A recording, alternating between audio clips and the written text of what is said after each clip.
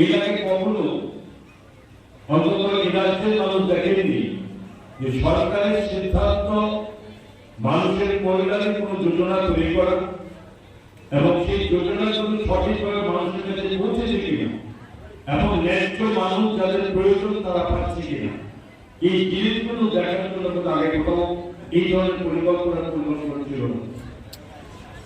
দেশ স্বাধীনের আমার মনে আছে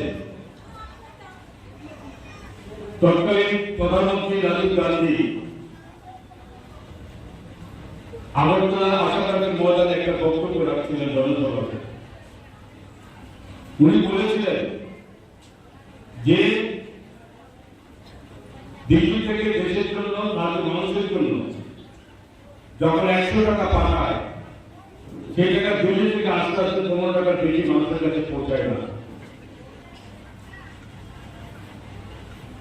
এটাকে ওনার সেই চিন্তাটাকে অবশ্যই সুচিন্তা বলে আমরা অভিহিত করতে পারি যে চিন্তাটা সুচিন্তা, কিন্তু সুশাসন সুচিন্তা এক কথা নয়।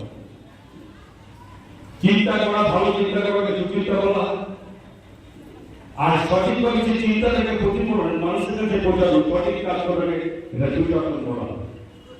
এবং এটা শুরু করেছেন যিনি বলতে আমাদের যশস্বী প্রধানমন্ত্রী নরেন্দ্র মোদীজি 2014 সালে যখন ভারতবর্ষের এই প্রধানমন্ত্রী চেয়ারে বসেন তখন থেকে পরিকল্পনা শুরু হয়েছে যে মানুষের জন্য কিছু চিন্তা করে মানুষের কাছে পৌঁছাতে হবে।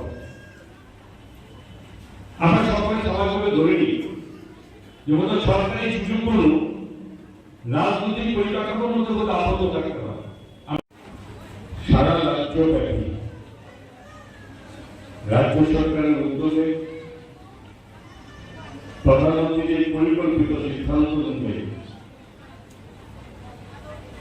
আমরা প্রতি ঘরে সুশাসন পৌঁছে দেওয়া এবং এই বিকাশ খেলার মাধ্যমে আমরা সমস্ত মানুষের কাছাকাছি পৌঁছে যাওয়ার পরিকল্পনা নিয়ে কাজ করি। এই যাবৎ আমরা দেখেছি আমাদের দেশ